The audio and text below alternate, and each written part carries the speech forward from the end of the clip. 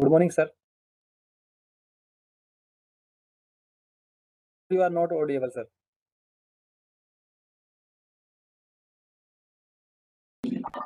Now I am audible. Yeah, sir, audible, sir. We Okay. can start at 10 a.m., sir. है ना? We can wait for 7 minutes. हाँ, no issue. Okay, sir. Okay.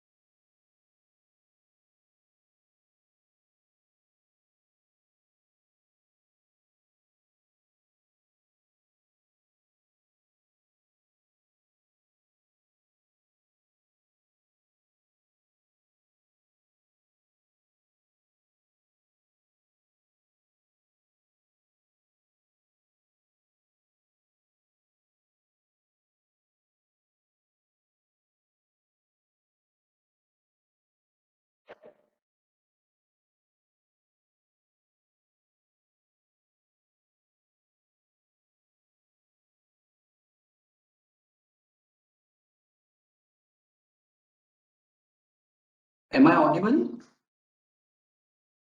Sir. You are. We are audible, sir. Okay. Thank you. Okay.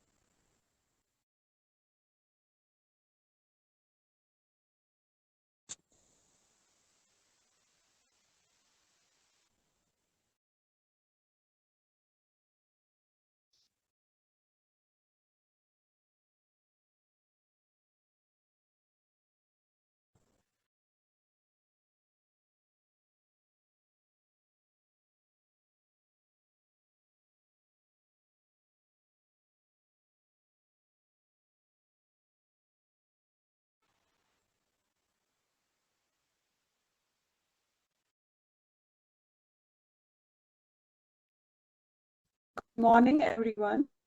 I invite Dr. Junaid Siddiqui for his talk over active and passive thermography for non-destructive testing and evaluation with applications. Sir is working as an assistant professor in the Department of Electronics and Communication at Medicaps University, Indore. Sir, kindly proceed.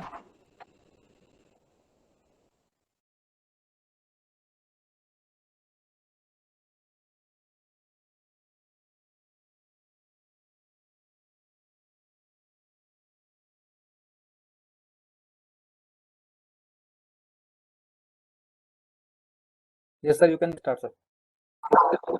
Okay. Are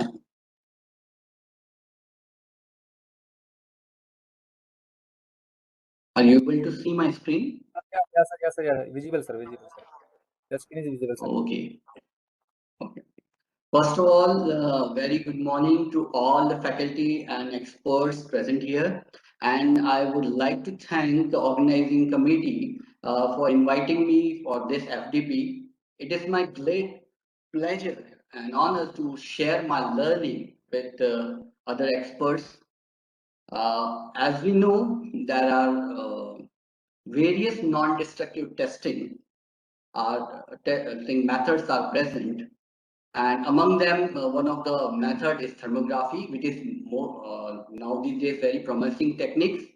And so today's in this section, I would discuss the topic active and passive thermography for NDT application. In my discussion, this is the overview.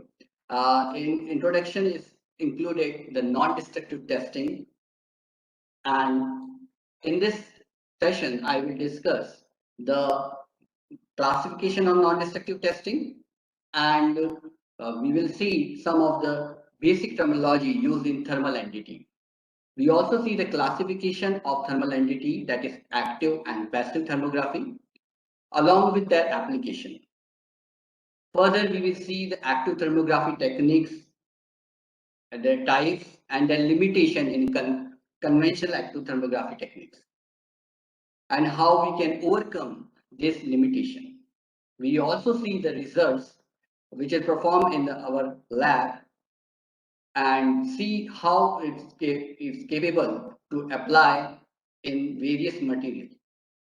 In the last, we will conclude with its advantage and disadvantage, limitations and applicability, and see how this thermography technique can be helpful in order to detect the various defects as well as do other detection methods. So I would like to start with the definition of non-destructive testing. Non-destructive testing can be defined as testing or characterizing a material without influence its future usefulness, which means that we can use the material as we are using before the test. This non-destructive testing has variety, and it can be classified into three main categories. Why classification is needed? Because if we want to apply in some field, then we have to know about which is the best technique. It is not necessary that one technique is useful in one area is not useful in another area. Some places the ultrasonic testing is more applicable, and in some cases the thermography is the classification is to get the idea about that particular techniques where we can use it. So first classification is based on how we test the object, that either it is a point-wise or whole field. In point-wise technique, we test small objects. We test the object one by one, or we can say part by part we can test. In whole field technique, we can test the object in a one glance. So whole field techniques are useful when we have the bigger object to test. Another classification is surface, subsurface, and volumetric techniques. Surface techniques are those techniques which can able to detect the surface defects. And subsurface techniques are those techniques we can go inside the material with some depth. And the volumetric techniques are those techniques we can go completely inside the material. The example of surface techniques are liquid penetrating testing. Subsurface techniques examples are thermography, magnetic particle testing, eddy current testing, and volumetric techniques are the radiographic techniques and ultrasonic testing. If we want to analyze completely the object, then we go for the ultrasound and radiographic technique. And if we can, we know about some, we want to know about some depth, we can go for thermography, magnetic penetrating testing, and eddy current testing. If we know, want to know about the surface defects like cracks and all, we can use the liquid penetrating testing. The third classification is based on how we extract the information from the data.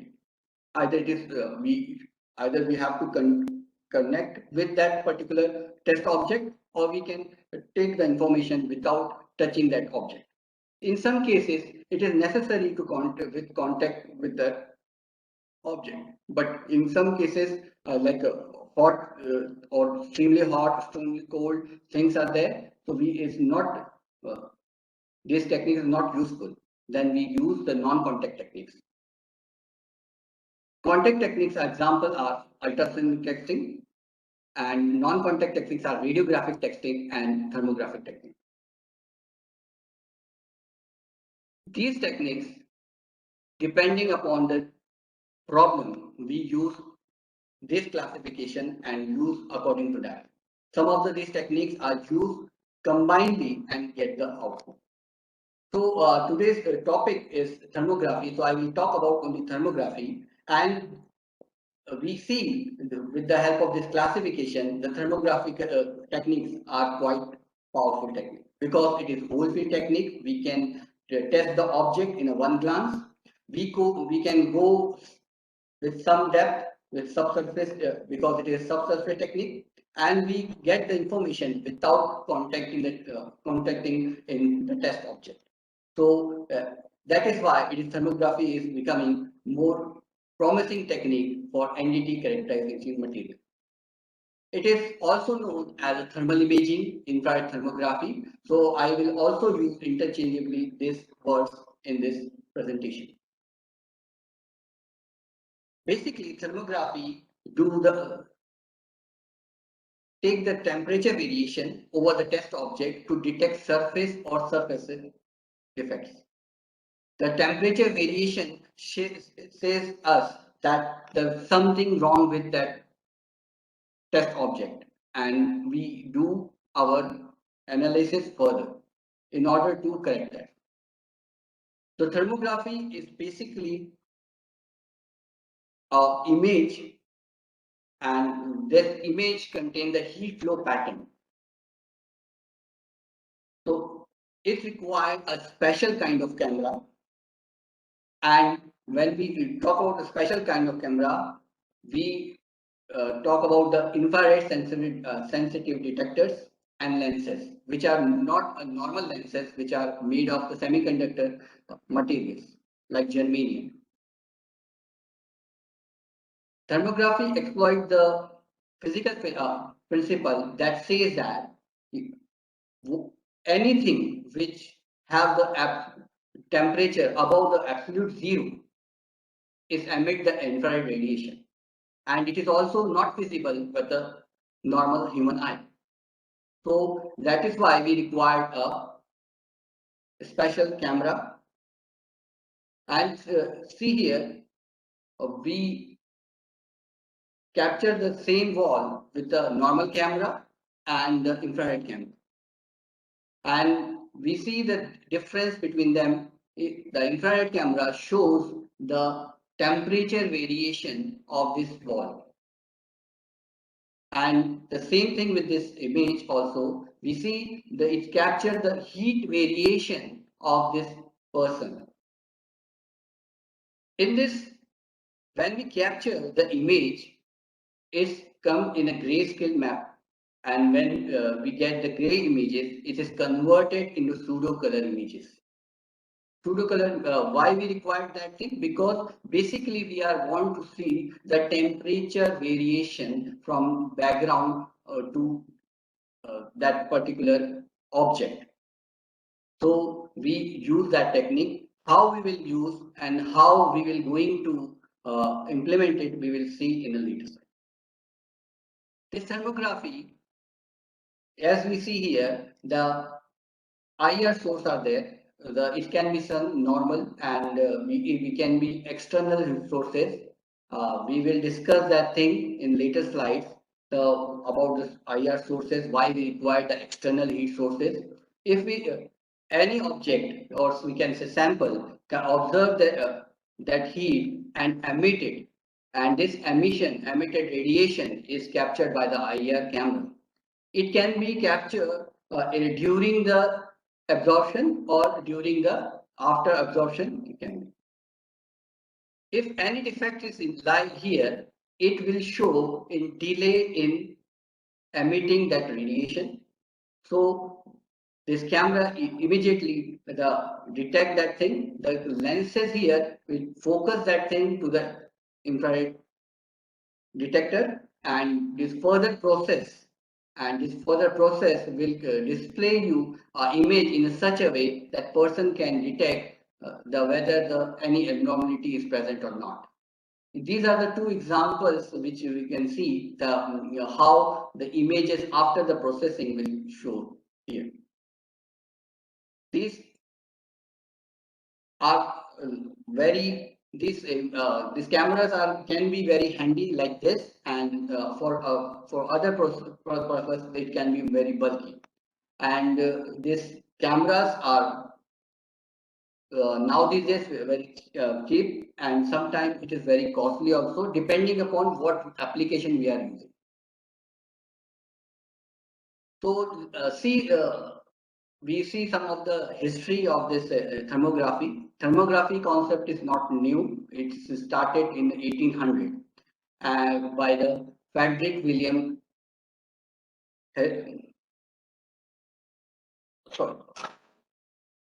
Herschel. He was an astronomer who measured the temperature with the help of 3 thermometer, and the color of when it is passes the light is passes through the glass prism, he observed that the red color has a maximum temperature.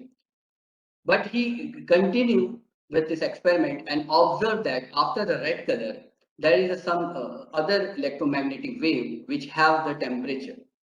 So he discovered that other than the visible light, there is some electromagnetic waves are present which have some temperature and some properties. He called this phenomena is a thermometric spectrum. This work is further carried out with Ed Noble and Mackenzie Belloni in 1829 to 1830. They developed one thermal image after processing to the evaporation of oil containers in the thin film. Later, the bolometer is invented in 1881. It is a great invention because it is still now, it is modern thermography, we are using this bolometer. By this, we can detect the infrared emitted radiation from 300 meters or more than this.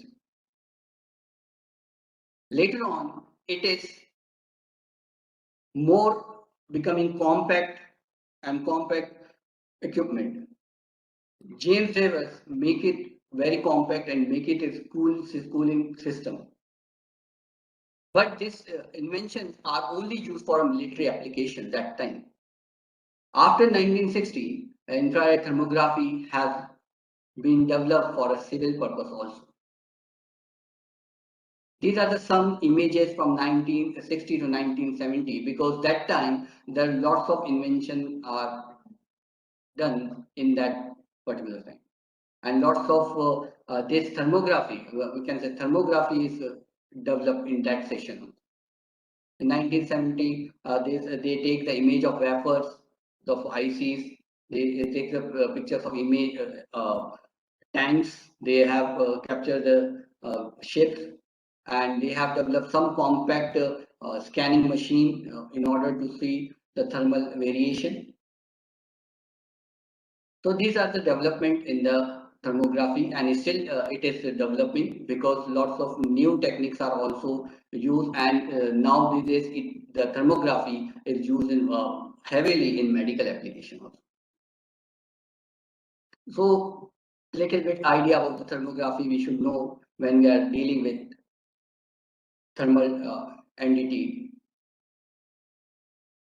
In infrared radiation, a spectrum is a part of a magnetic spectrum, and it ranges from 1 mm to 750 mm.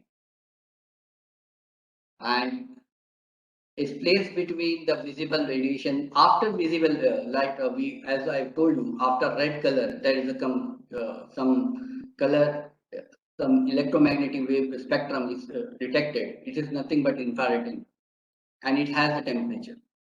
And this infrared infrared radiation is, you can say, is divided into further with different wavelengths. Like it is divided into near infrared, short infrared, middle infrared, and long infrared and far infrared. But it is ranging from 0.75 micrometer to 100 micrometer. According to this wavelength, we utilize for different purpose. In our experiment in IR active thermography, we use this mid wave 3 micrometer to 8 micrometer wavelength. We use this one, the camera uses this one. In some advanced cameras, maybe use other things, but in whatever we have, I will show you the results. It is between this only 3 micrometer to 8 micrometer. So the basic principle, as we have discussed, the principle of infrared thermography is based on physical phenomena that at any temperature above the zero, absolute zero, emit the electromagnetic radiation. I think we should know about this principle, because when we are trying to observe some patterns, we should know what is affecting this results. The two main laws is, one is Stephenson law and Weiss-Stephenson law, is useful to understand what is happening. Any any heat is imposed into the material is dividing is containing the, either it is transmitted, it's reflected, or emission or radiated. The three things are there in when we are talking about, when we are imposing some heat on the object, or heat is heat is coming from the some object. It is not necessary. It is only a hot object can emit something. A cold object like ice cube also emit the radiation. There is a relationship between the surface body and the intensity, spectrum, composition of emitted radiation. By utilizing this relationship, infrared thermography is able to detect the surface and subsurface defects in the test object in non-contact.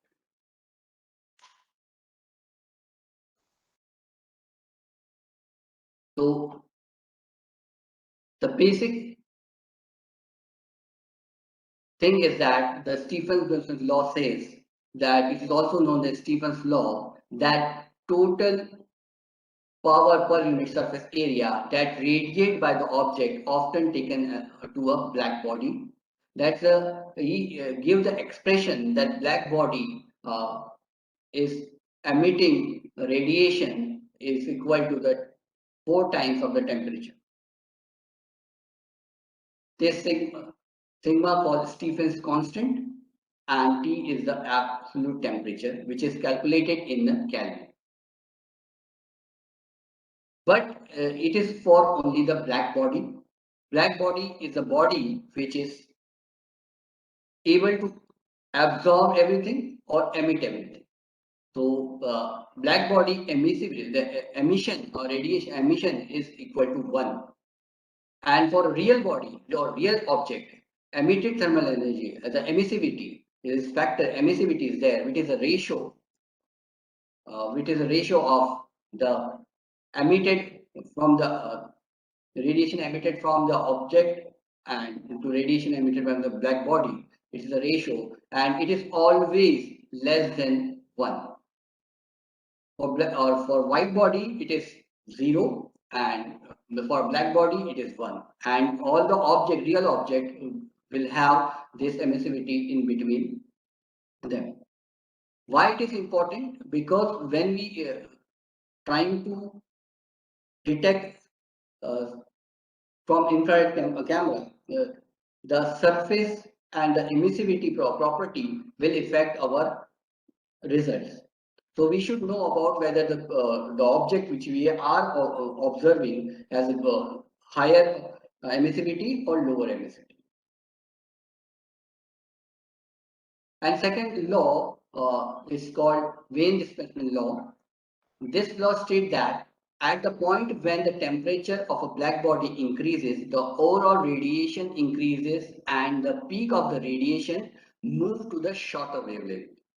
From the diagram, we can easily see that the wavelength is increased from 0 to 3000 and the temperature is like here.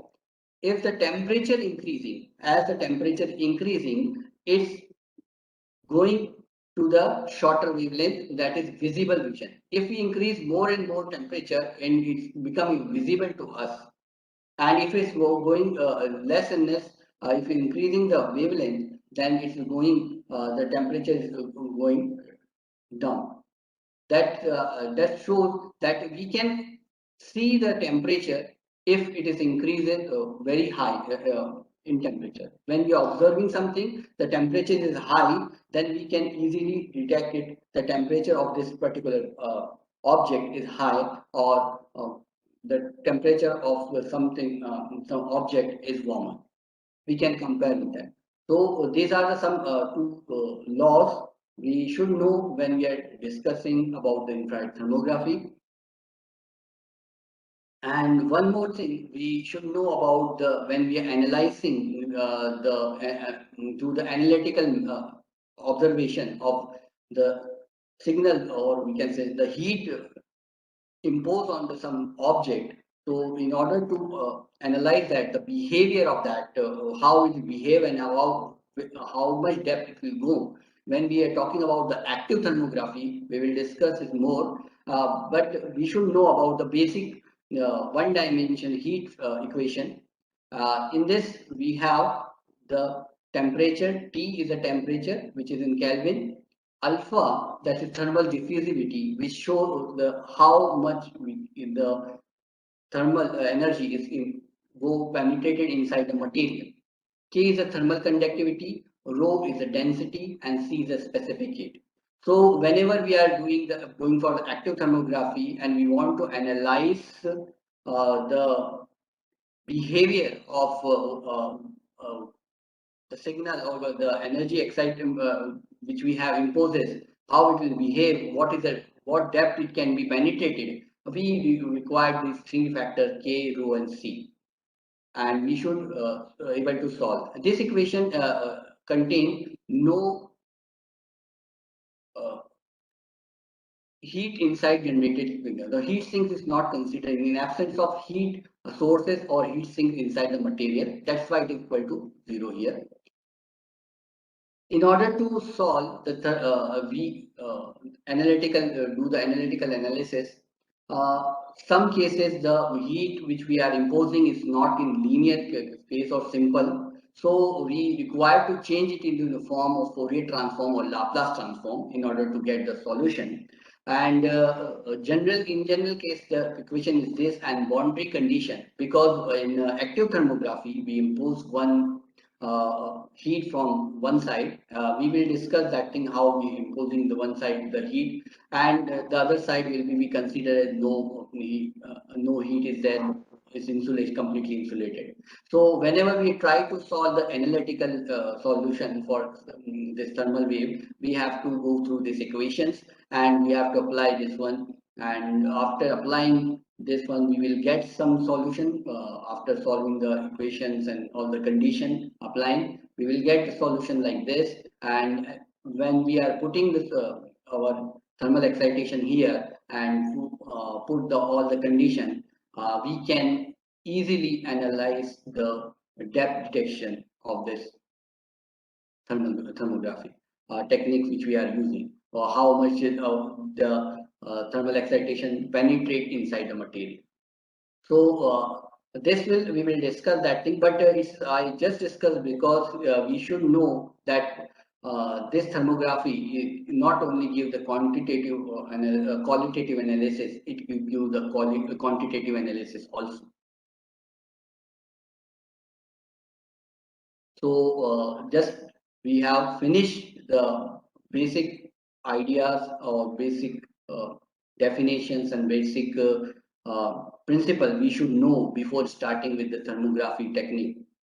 Then the techniques are further is classified into two parts, that is passive thermography and active thermography. In passive thermography is able to measure the directly surface temperature of the test object, since the object of interest will have different temperature profile as compared with the surroundings. Passive thermography used when the temperature of object is such like that it is somewhat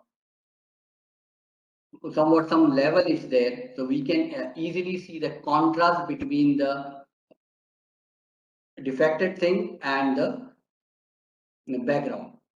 The anomalous temperature profile shows potential issue when the key point is temperature difference with surroundings.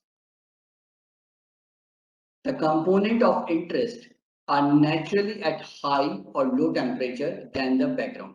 So whatever the problem with that object, it will show in either in a very dark form or in a glowy form when we are observing the temperature.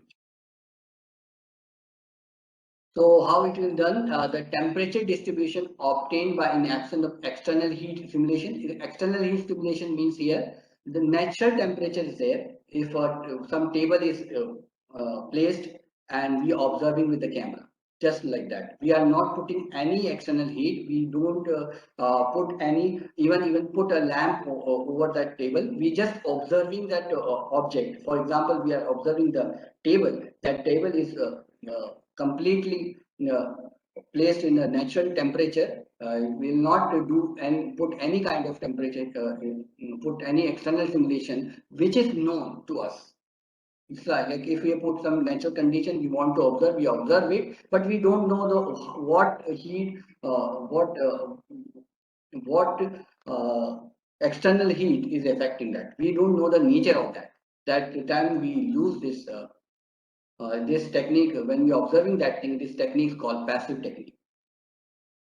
The performance of passive technique successfully parameters when ought to be consideration when we are doing the passive observation. Then we have to consider that it should be condition of the surface, because it is affected with the surface emissivity thing.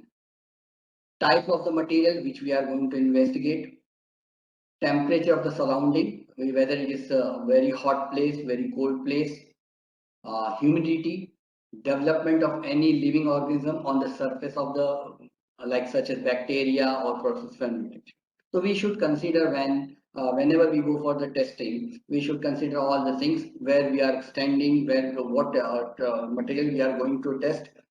That is very important when we are doing passive testing. This passive techniques IR camera supplies to primarily black and white images. We have discussed that thing, and gray resolution. Each image relates to the particular temperature value and which converts in the false color for the better discrimination of temperature contrast. We have the temperature variation in that. If and generally, in case of the temperature variation, we do the mapping in such a way, like the red color utilizes for the warmer region and the green and blue color for a colder region. If something is warm, then we use the red color, and something is green, some people use the green, or some people use blue color for a cold, indicating the colder region. So till now we have the basic idea what is the passive thermography and how the passive thermography works. It's not required any external simulation, just like it is whatever it is placed, and we just try to go take the camera and observe it. How it is done? Let us see some of the videos, so you can easily understand what I am trying to say here. Suppose I want to observe this motor, and which is connected to this bearing, and shaft is connected to here. So it's this motor containing the electrical part. The electric wiring also is connected. So in this observation, we uh, we have the electrical wiring, the motor, the bearing, and it is connected to this part. So it looks like this. We have the motor, and we have this electrical part, and this is a mechanical part. Okay. And what we when we are doing the passive thermography, we require the camera, which will display. Lots of cameras are different shape. You can see the in the handicap manner, or you can see this way, depending upon the company is varies. So you can see we hold it like this and try to observe that. What we observe here, like first we observing this motor surface, and when we observing this thing, we see the temperature variation. Because it is varying, that its temperature is also varying, but it looks like the surface has no problem. That is why it's no changes in the surface temperature. All are it should be uniform in nature. So here we see that the temperature, although the temperature is varying, but all the temperature is uniformly distributed in this motor. So we conclude that is no fault in this motor. Then we come to this electrical wiring observation. We see that there is no hot part involved in that. So if any break or something like that, it will be a glow like this color, but here no glowing is taking place. So, and the temperature also is like normal. So we observe that there is no problem in this section also. The last, we will go for the mechanical part, that is bearing is attached, and we observe that it is no changes in the temperature variation. There is a very normal temperature is there for that, because it is these two are attached with the motor. That is why it has more temperature. But this is not attached to the motor directly, so it has less temperature. But it is constant, and no nothing is we find here. So we conclude that his motor uh, is in good shape, and this connection is also in good shape. So we can observe the electrical thing, and motors, electrical wirings, and the mechanical things with this passive thermography. But here we can observe here that we can say by looking the temperature variation that it is okay. But can we quantify it? How much is healthier? How much is the situation is there? How much time it will take to break? This kind of information is not, we cannot get in this passive thermography. But most of the time in industry, it is very useful, because we don't continuous surveillance is there, and if we find any defect in any situation, this part is replaced, so it will not harm the whole connection. and which will reduces lots of cost. So in the surveillance part, this thermography is passive thermography is very much uses. Other than that, there is a various application, as you can see. It is used for identifying the roof problems like moisture detection, heat loss. The pipe leakage is there. If pipe is blocked here, that is becoming hotter, and this is polar part that the electrical problem which we have seen. That as I told you, which part is becoming hotter, is becoming more red color, and we can say that the problem is here. And missing insulation, location of water drainage we observe, and the pumps, radiation of heat, motors, and fans.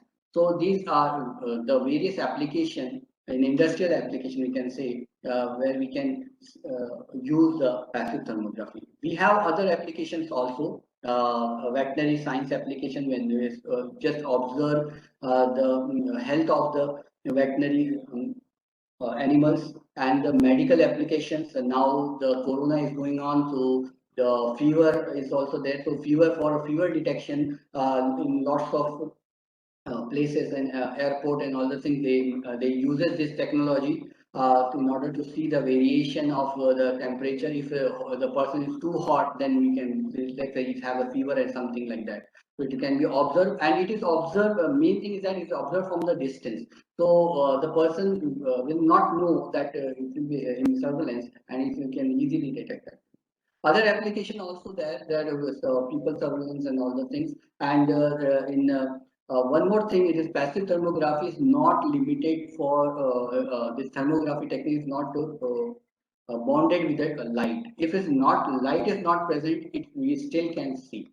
So that is why it is used for military applications, and other applications like smoke detection and all the things. So we can easily see the fire detection with the help of the passive thermography. These are the applications of the passive thermography. We conclude that what is the advantage of this passive thermography? It is simple to implement, very simple, straightforward. We have the camera, we put the camera in the uh, uh, whatever we want to observe, we put and take it out. And cast acquisition, as we see the person is holding the camera, so it is able to make a decision immediately. So it is very advantage, but it is has a limitation. One limitation is due to insufficient contrast. Passive thermography fails to detect the deeper defect. We are not in condition to observe the deeper defect. If see the motor, we can only observe the outer part of that. We are not going inside the motor if something is defective or not. We are not able to do, because the temperature is such like that, the proper contrast is not there. We are not able to do it. And influence with the non-uniform surface thing. If a surface is not uniform, that sometimes we misjudge that it is a defect or some problem with that, but it's not. It is only the surface problem. Performing the quantitative information, I already told you that it is very difficult to quantify that how much healthier my equipment is there. We are not able to say because we don't know the heat is transmitting from some place. Where this heat is transmitted, and how much quantity is emitting, we don't know. We only can give the estimation of that is a cooler or the hotter. So in order to overcome these limitations, we come to the active thermography. This active thermography uses external thermal simulation to the sample. Known the characteristic of external simulation have the quantitative and qualitative characterization of that. So what is happening here? We impose the external when we are I'm telling that imposing the external thermal simulation, which means that I know all the characteristic of the external simulation. If I know the characteristic which I am imposing, and so I will know the whatever coming out from that sample, I know the characteristic of that sample also. So in this way, we can do the quantitative information, get the quantitative information of that defect or abnormalities. So this or we are implying we are imposing that imposing that external thermal simulation onto the object. This object is applied. This object will have its own heat energy, and we are applying externally also. So it has more energy to go inside the sample. So we can go more deeply, in passive thermography, we are not able to detect a deeper defect, but in this active thermography, we can do it.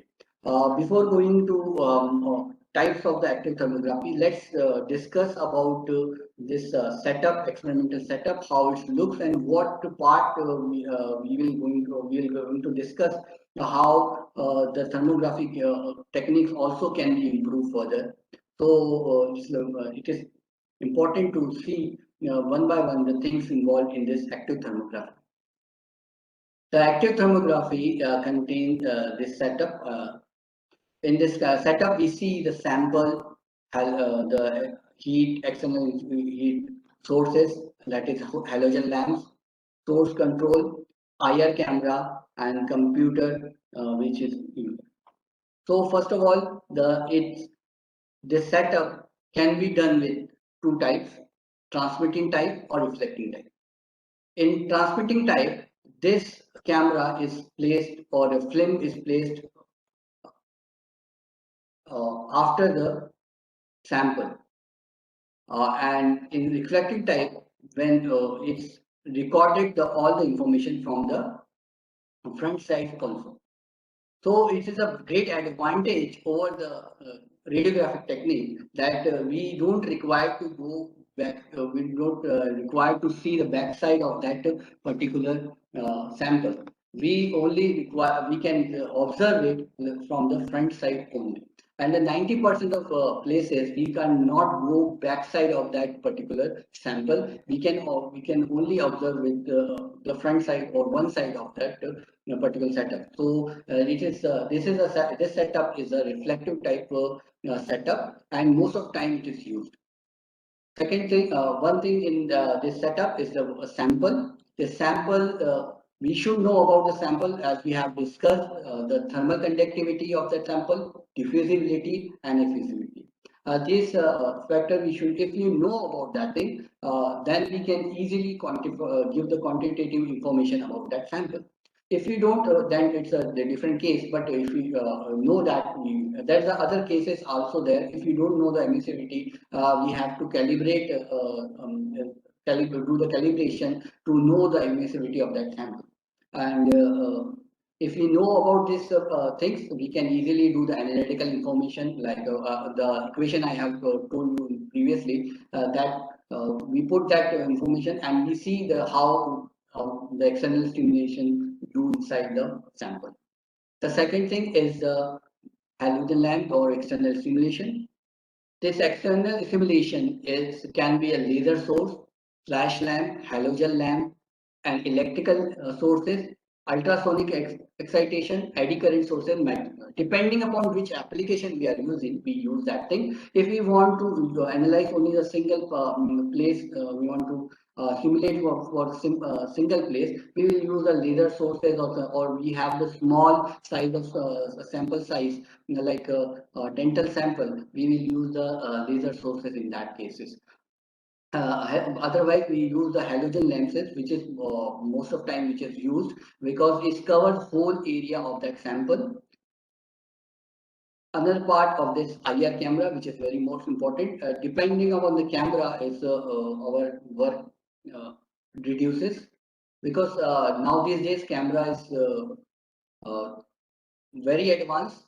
But as we go for the advanced camera, it required more processing. It required very much cost. It is becoming very much costly. So we want any technique is not so to be so costly. So we try to use the camera which is in normal, and we want to get the more and more information for that camera, which is less expensive in that. In whatever experiment we have done, and you see the results, we do with the Filler 400. Because Filler is the one of the company which is which has the best cameras, or in this field they have so much long that. So we use this camera, and as I told you, the spectrum range is 3 to 5 micrometers are there, mid range is there. And this IR camera, depending upon the material property, we place the 30 centimeter to 1 meter distance from this sample. This information which we get. So one thing, we can control this process with this halogen lamp. We can control the output with post-processing technique also. After recording the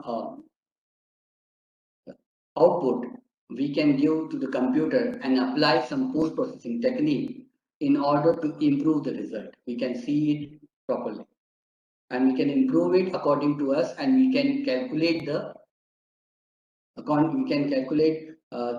dimension of that defect, or by using the post-processing technique. This controlling of this halogen lamps are done with the control heat unit. The signal is supplied to this one, and it controls this halogen lamps, and whatever the signal heat type we apply, it makes this halogen to operate like this. So this is the setup of the actothermography, and now we will see some of the videos. So we give clear idea about that, what we are trying to do in actothermography and how it is implemented. Generally, we have the small size sample, and we have simulated that this in this video is simulated in this the hole inside that sample, and like this, and we can put in front of the camera the whole side, and this hole can be what we are observing is depending upon that that it will have the various depth of this hole is present, or we can increases the size of this hole according to our experiment. This is put in front of the camera, and this is the flash thermography. We just flash it. One flash is there, and when it is cooling, the camera will capture the cooling cycle and give the result to the computer like this. If we go for the another kind of thermography, we will say lock-in thermography, then this lamp will go like this, on and off, like this, on and off and again on, like this is the observation. This is not, again I am telling you, it is not the video from our lab. It is just for giving you idea about how this experimentation is performed, and so it is better to see that how this lamp is controlled in according to that external stimulation we apply. So this active thermography can be further classified as an external heat source or internal heat source. That's external heat source, as we have talked, the externally is applied. Internal heat source is something when we are talking about the circuits and or IC circuits are there. The heat come inside from the heat sinks are there. So some changes are heat there. So no need to require to apply the heat for that. So internal heat, or we put some inside that circuit, we put some heat sources, and which we know about that heat sources, and to put that thing we can observe with the heat internal heat supply is we put the internal heat supply which we know about that. External heat supply is generally used. It is also divided into parts in the whole field heating or localized heating. Localized heating, only we heat a particular area of that sample. In whole field technique, field heating, we heat whole sample at the one time. This whole field technique is further divided in optical excitation thermography techniques, and it can be divided into 4 parts. That we can say 4 methods are there. and each method has their own advantage and limitations. We will see one by one this method. The blue colors are the classical methods which are used in industries, and the last one is the thermographic technique, which is helpful to overcome this limitation of this technique. And nowadays it is also used in some industries. So we see the pulse thermography technique. Pulse thermography technique is a technique in which the heat source is placed and we give the simulation in the form of one pulse. It's a few seconds depending upon the thermal conductivity of the sample. We give the either in second or milliseconds. Its pulse is there, the heat is supplied to the sample, and when it is cooling, this sample is cooling, this cooling cycle is recorded by this IR camera, and this IR camera record, and we see the temperature is curved like this.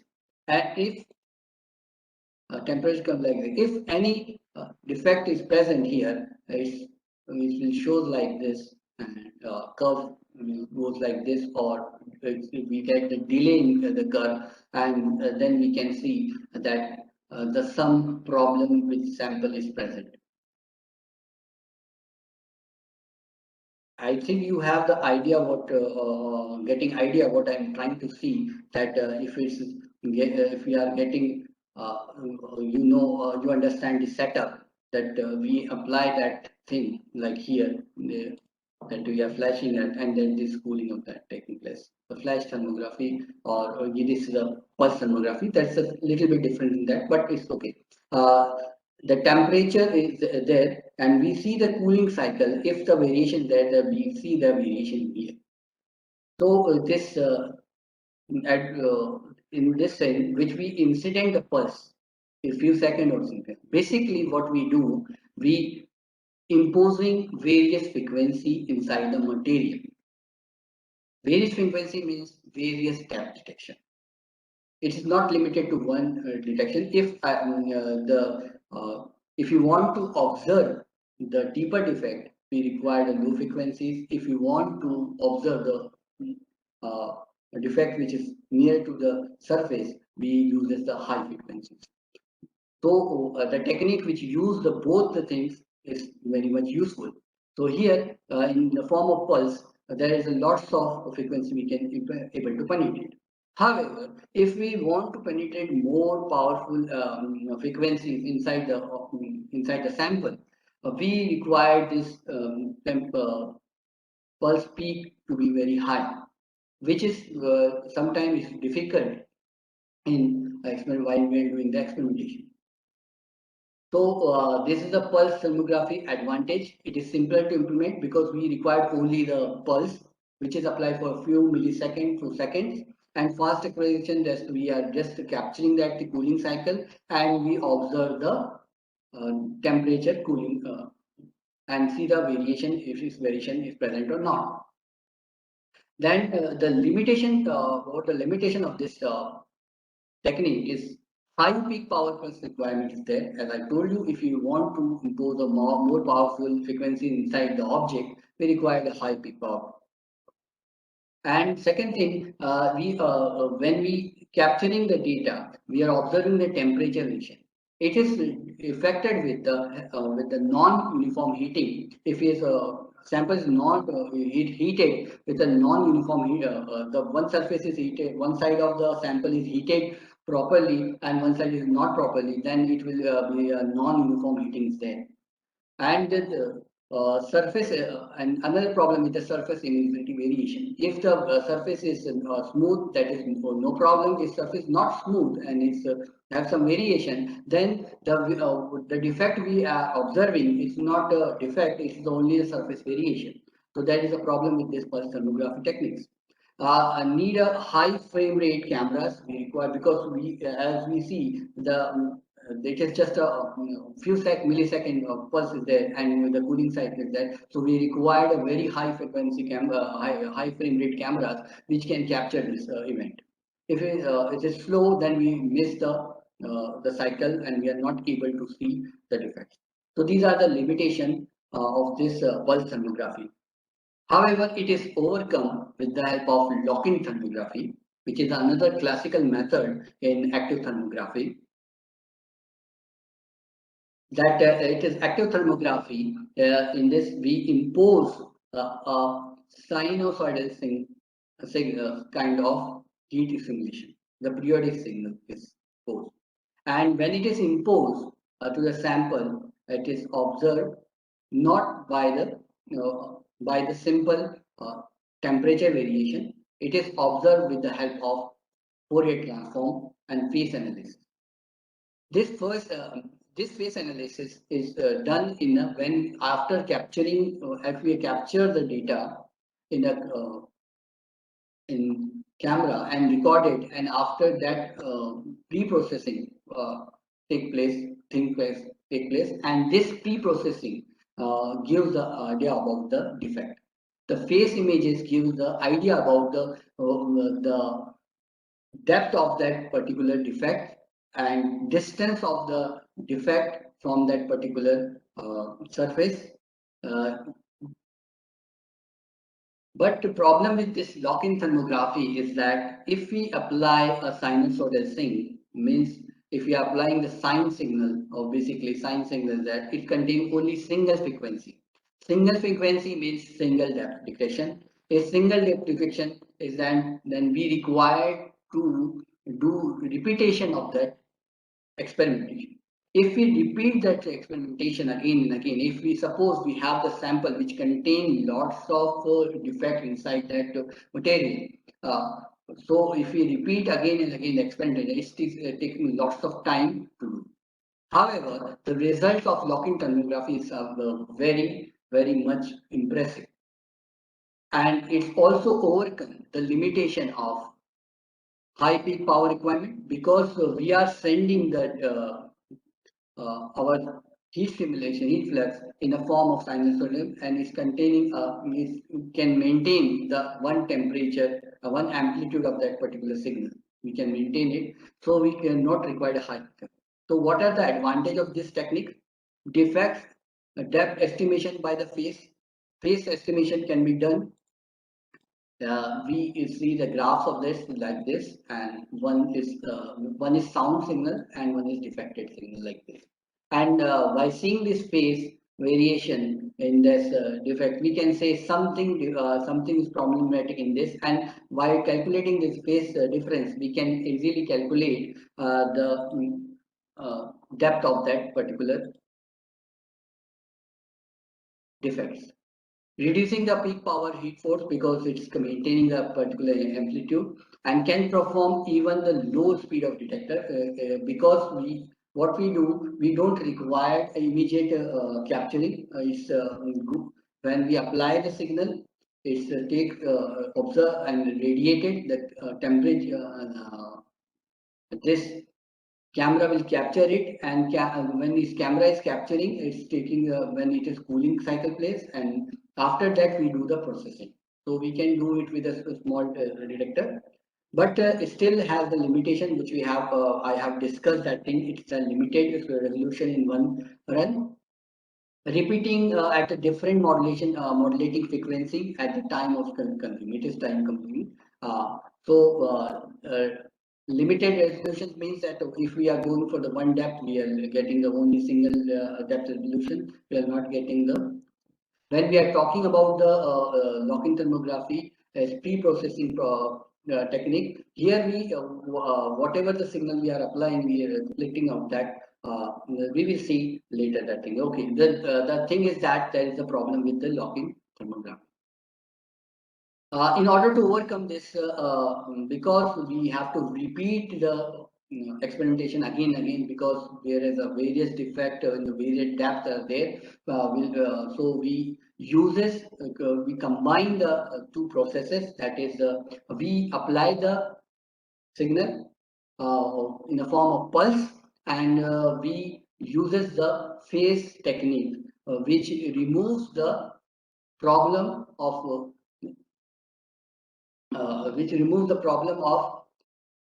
a limited depth resolution mean and this with the problem with the peak this pulse thermography. Problem with the pulse thermography can be removed by this because it is affected with the surface humidity or non-uniformity of the object. Then the people are combining this thing. It's called pulse phase thermography because we are using the pulse and we are using the phase analysis in order to get the output.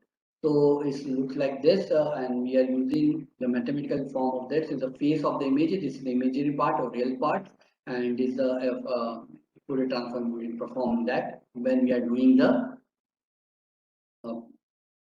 post processing. So what is the advantage of this pulse phase? The depth detection estimation by the phase images, we can do it. We don't rely on the less sensitive to surface humidity variation and non-uniform heating. It is not affected right now because whatever the observation we are doing with the phase images. Several frequencies are available for a single test, or several frequencies we can impose, so we can go for the several depth and detect that. And but still, when we want to apply this pulse, we required a high peak power. We want to impose more and more energy inside the material. It is a problem with that. So there is a still there is a problem with this pulse phase thermography. So in order to overcome this is a experimentation we have performed with the help of pulse phase thermography on a plywood. And when we apply this thing, this is the schematic diagram, that is the distance and is a specification of that thermal conductivity, thermal density, and this, and we are able to analyze it or almost all the defects by using this. So limitation of thermal techniques, let's summarize that limitations. A high peak power requirement and the pulse thermography influenced by the non-uniform heating surface emissive thing. Need a high frame rate cameras for the pulse thermography. Limitation of resolution, one single cycle we are doing, a repetition of different modulation frequencies are consumed. So we have the few limitation for this. In order to overcome this this limitation, and the another limitations are regarding to post-processing techniques. That one technique, one limitations are that when we are going for the cooling cycle and defect detection, we are trapped into sensitivity to surface humidity variation and non-uniform heating.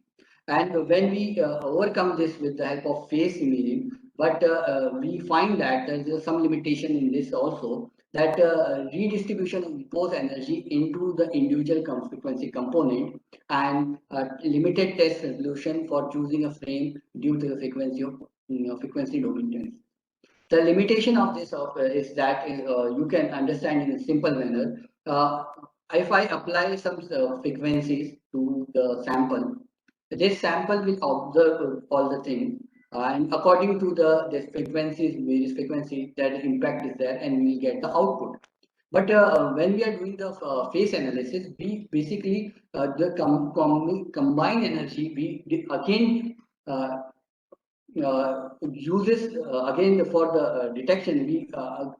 We separate out that energy individually. We see the separate out, and so we are not getting the contrast as it is required. It can be used for that contrast for observing the that particular defects.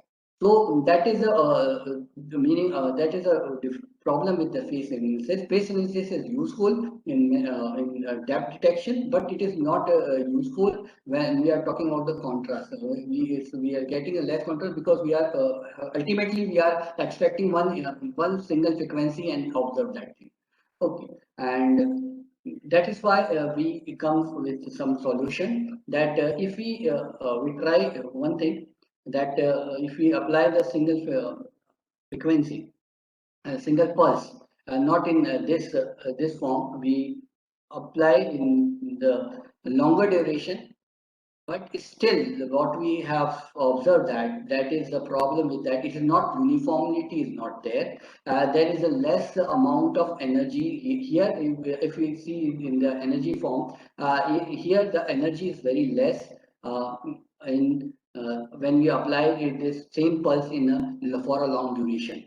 So what we required? What we required some excitation which contains a uniform heating without losing its energy content.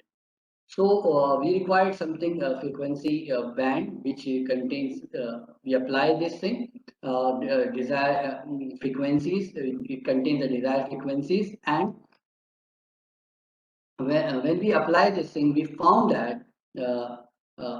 we found that the energy of this can become constant, as well as we can able to impose a whole set of frequency, so we can observe the different depth.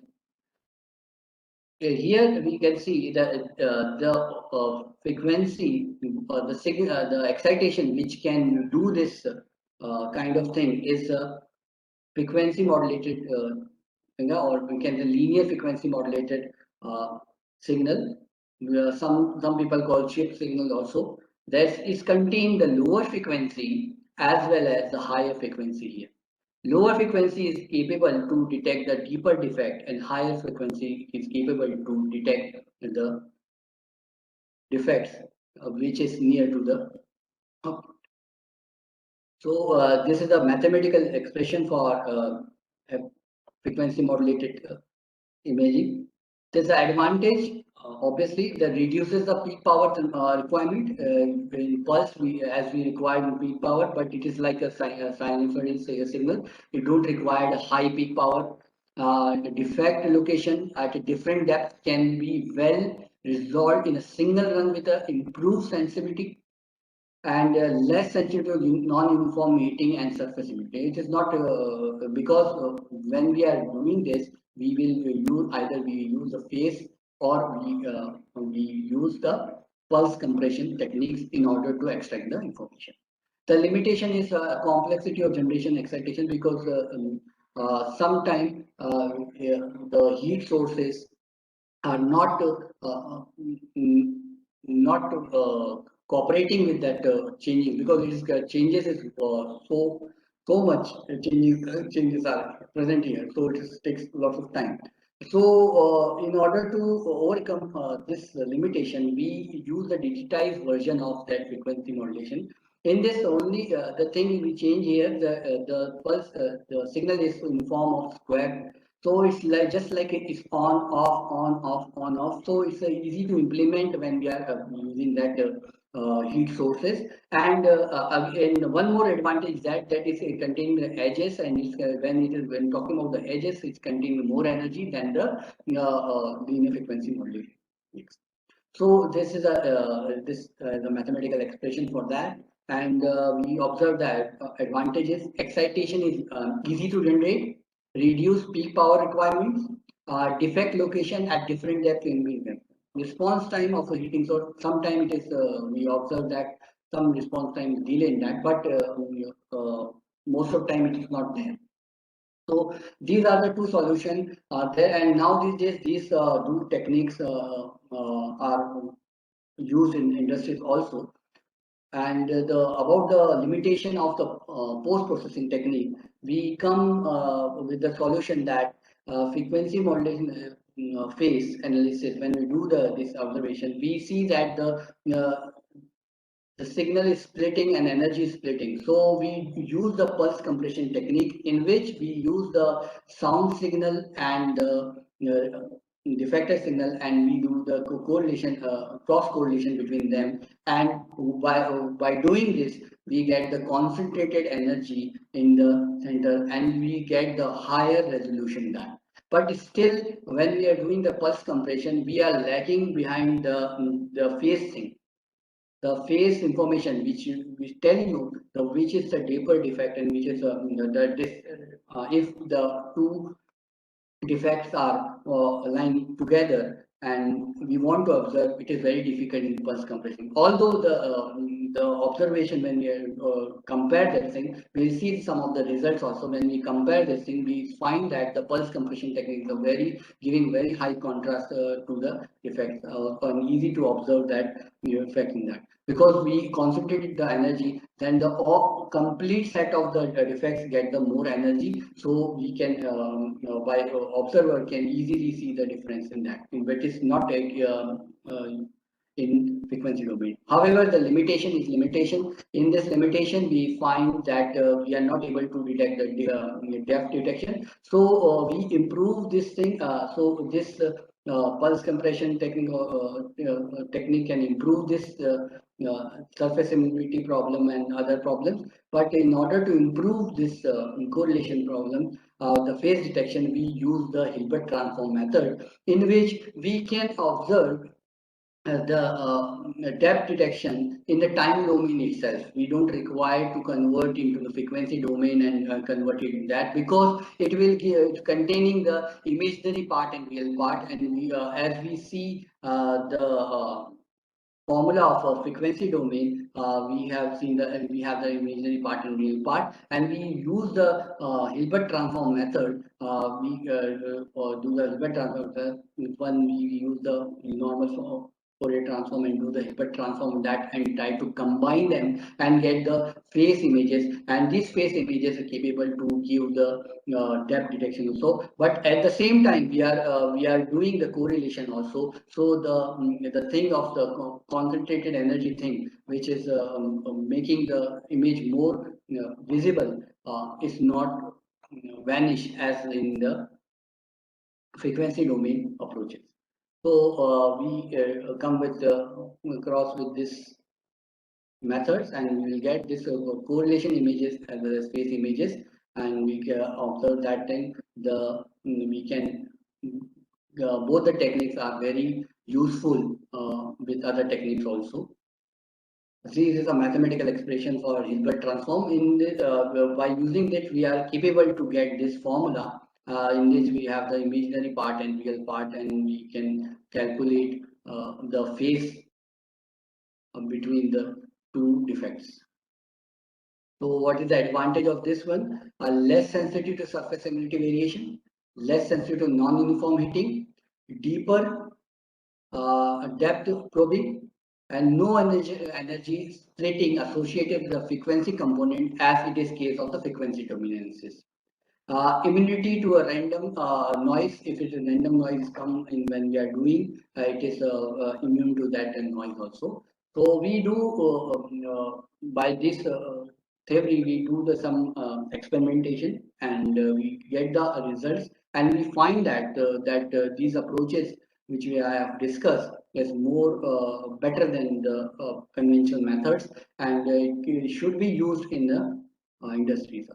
So we come the experimentation part, that we have do the experimentation in the carbon reinforced plastic sample, which is used in application where the weight to strength ratio is required. When we require a less weight and high strength in that, it is used in aerospace. It is used in sports equipments, and now these days it is very popular. This thermography is capable to detect the defect inside that thing. We make a hole drilled from the back side of the, as I showed in the picture, and this is a depth by varying depth also. And we perform the frequency modulation technique here, and we get the output from this. This is a correlation image, the pulse compression image which we have told, and it's the phase image we have. And we see when we are observing both the things, and we are finding that the results of this correlation image is much better than this one, because it's capable to give the deeper defect, like here, a deeper defect showing better in that. And we do also the simulation work also by observing how FMTWI works on mild steel on different shape. It's not always we use because the defects not like only the circular shape, whether it is capable to detect the defect of a different shape also not. So we perform the simulation in COMSOL multiphysics, and with the thickness of this 8 mm, the sample thickness 8 mm, and we locate the defect thickness is 5.5 mm, located at different depth 1 mm from front of the surface.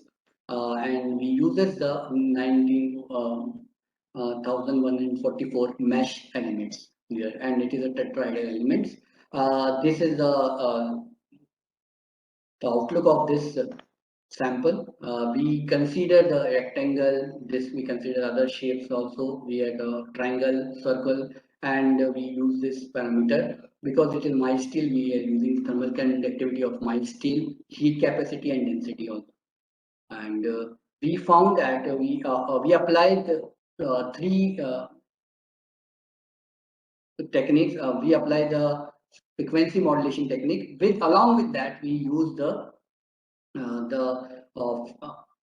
techniques of called post-processing technique, that we are using the traditional frequency domain phase images. We uses the correlation images. We uses the time domain phase images. So we observe that the correlation coefficient images and this time domain phase image is capable to give the almost the right shape, and in the last frame we can observe that this is we can almost the same shape and dimension we can observe in the time domain phase images, which is not possible in the frequency domain phase images. And we also conclude from this the frequency modulation techniques are capable to implement in the all the techniques which we have, the classical or correlated or conventional. And we also apply it into a noisy condition. In noisy condition, we found an interesting outcome that the correlation coefficient images give much better output than the time phase images and frequency domain images. So in the case of noisy condition, we prefer the correlation coefficient images rather than the time domain phase. But as compared to the other things, we still think that phase images are much better than it, because we do the observation on the basis of signal to noise ratio, and without noise, as we see for a circular defect, we see that the time domain phase has signal to noise ratio, correlation coefficient has the more signal to noise ratio, and the frequency has a less signal to noise ratio. And in the noisy condition also, we've observed that there is a reduction of signal to noise ratio, but still that the correlation coefficient images has that, and this time domain phase has the. So we also do the experiment. This is a simulation result, and we perform the actual experimentation also. This is a sample which we have used, and with the different effects. And in this way, use the 0.1 hertz to 1 hertz frequencies in between that, and for 100-second duration we apply. We uses the 2 halogen lamps, 1 kilowatt power each, and we found that the same observation here also, phase images are giving the output, correlation has a little bit output, and frequency domain phase giving no output in that case. We do the experimentation in mice. And when we apply DFM to this carbon fiber granular plastic, and we apply it for the same duration and for same duration, and we find that the same observation here also, that correlation in coefficient image and time domain phase images have better output than these images. And one more variant of that frequency carbon for plastic is glass fiber into plastic. We apply that thing also. In that also FM and DFM, we compare them, and we found that DFM has given the better result than the FM. And this is the sample size and sample dimension which we have observed. and we observe that the face images for face image in time face in that case we find that FMEWI is performing better than this one, and we find that this is the observation from that time phase and frequency phase for FM and DFM that we will find this. And we also apply this thing in concrete structure in order to detect the corrosion in detection in that concrete structure. And when we apply in that, it is a simulated schematic layout. And when we apply this thing, and we found that the DFM is much capable for detecting that corrosion or designing this area, it is correlated. That's rather than LFM. We also apply this technique to the medical applications also. We make a breast model and we put the two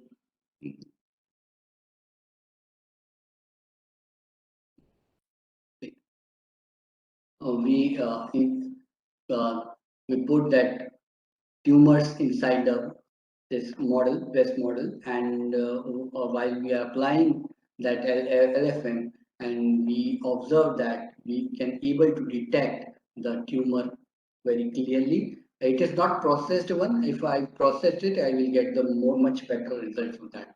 So we can apply that for a medical use also.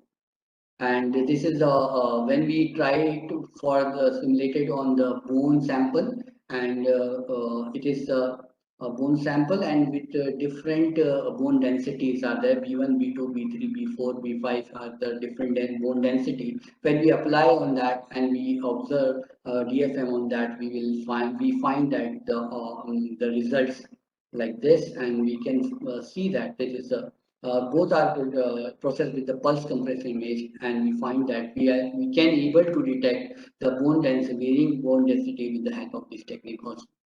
Because it is applicable for medical use, because of if you would have the radiation like X-rays, we can go again and again, we go for the testing again and again, and it's a very useful technique when we are going for the medical application, that the patient is no harm from that infrared thermography, and it can able to detect it before the some problem is created. So we observe that thing, and finally I conclude with that that IIT techniques are capable to test, as we have seen, which is composite we can detect metal, we can go for the biological things also, the subsurface defects, and it is reliable, quick, and capable to in fact a single experiment. They all are for a single experiment only. The results are only single experiment only. It's not, we are not repeating that. And coefficient time phase concept is helpful to detect the enhancing the, as we have seen, we have the output, and when we process it, the raw images, we get better result than the frequency images. And active thermography has great potential to the medical application, as I have shown the results of when we are applying to them. These are some of the publications which we have done while we are doing the study of this one, and these are the other references. Other people have also worked in this area, and they make some great observation. So we refer that thing. And I think time is Thank you. left. Okay. Thank you very much, sir, for giving this information to. And participants have queries, they can ask.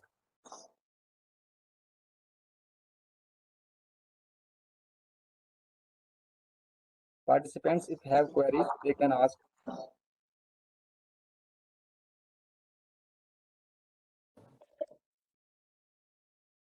The question is put up, sir.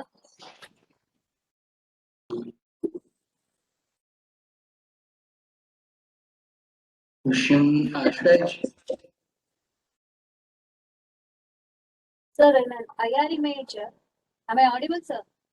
Yes, yes. In an IR image of a human, mostly airport or somewhere, it was seen that the regions were red in color more than other regions. Any peculiar reason for it, sir? I think you are talking about this image, human, right? What is tumor? We should know about that tumor. Tumor is nothing but an extra cell, and it's consume more and more energy, right? It is not a, when we're talking about a disease, it's like when we're talking about a cancer. A cancer is nothing but is a the extra cells which takes your all the energy, all the foods which we are taking, and so the metabolic process is different from the usual one.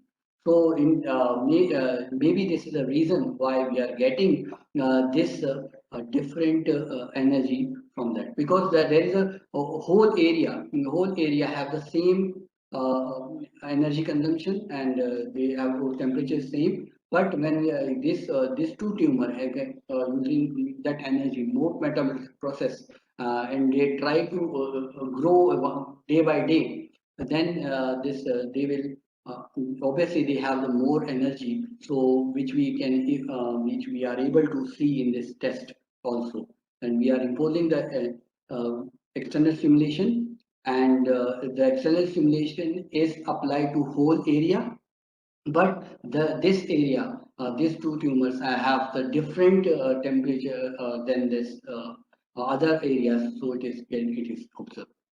I think I hope I'm able to give the answer. So thank you. But the query was on a slide before number 30 or so, where in an airport or somewhere it was shown people are walking and they were under surveillance of IR camera. I'm not able to hear Sir, I properly. typed in the query, sir.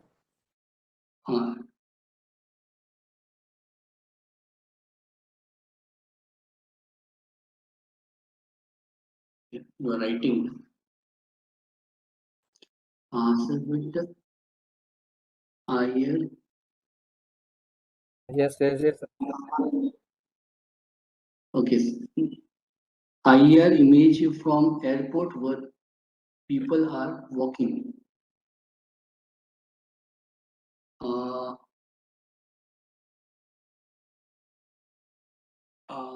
I think you are talking about which I talk about the passive thermography, right? Question related to the passive thermography, and I think you are. So exact question I didn't get, but I try to explain it. What is happening here? I'm here like this. The thing is that there is two kinds of thermography is there. In one thermography, we observe only. We see the variation only. We are not in condition to give the quantitative information about that. We are only able to give the data that this part is hot, this part is cold. A person who has the fever is more hotter body than the other. But whether he is having the hotter part, right? Because it is a human body also contain the temperature. We are warm-blooded and hot-blooded. You have heard that the thing is that some animals are the cold-blooded, so we are not able to observe them. But we are the warm-blooded creatures, so we have the temperature region. We have all the process, metabolic process is going on there, so we can see it, we can observe it, but we are not able to quantify that thing. In the active thermography, I am imposing certain amount of simulation, which I already know the characteristic of that. Okay, we know the characteristic of that. On this, I can, by knowing that characteristic, I can extract the depth of that particular tumor. I can observe that shape of that tumor.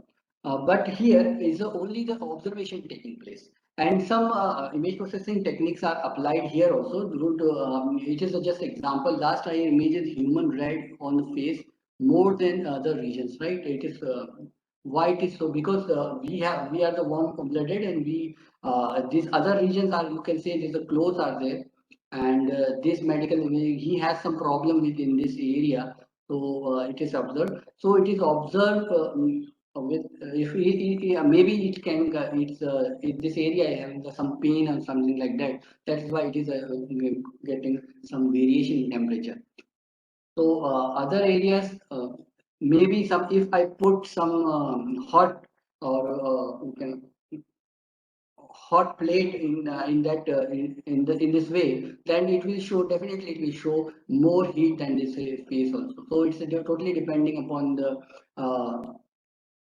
which object we are observing. It's not like this. The clothes are there. The clothes are warmer than the human bodies are there. So no problem. That some variations are there. So I think okay, take another query.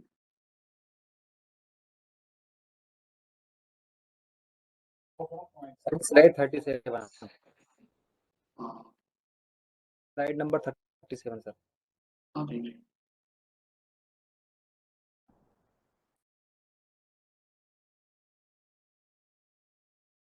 In that higher imaging on right hand side is minor image of defects, optical image.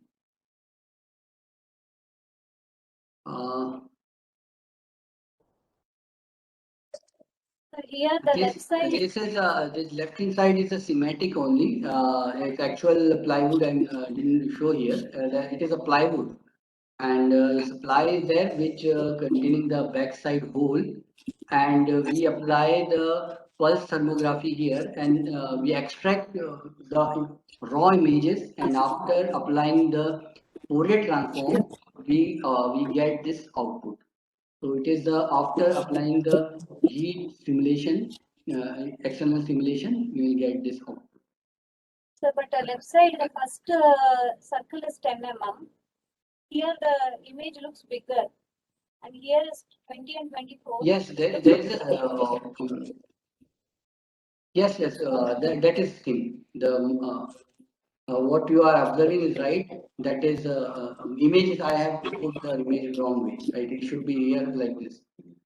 I got your point. It's a mirror image because the defect was like this and like this and like this. Okay, so this is a bigger difference.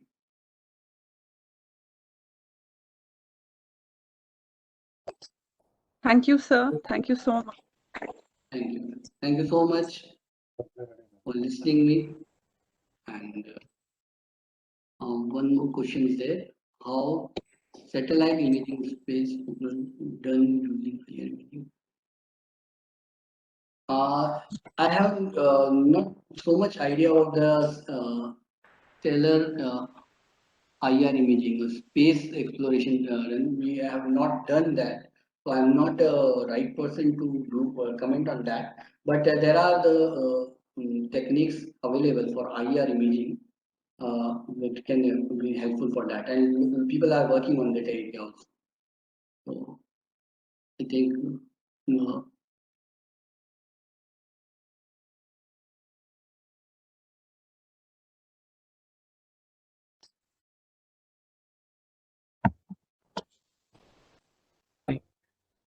Thank you, sir. Thank you. Thank you so much. I request all the participants to keep their videos on for the photo session.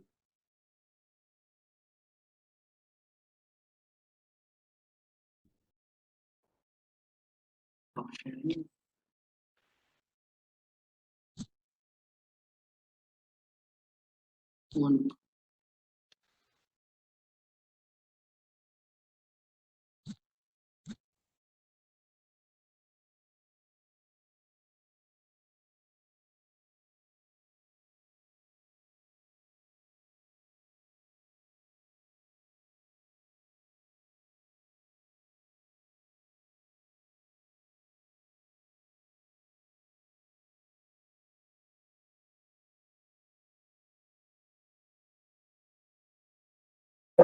So you can close your share screen, sir, please.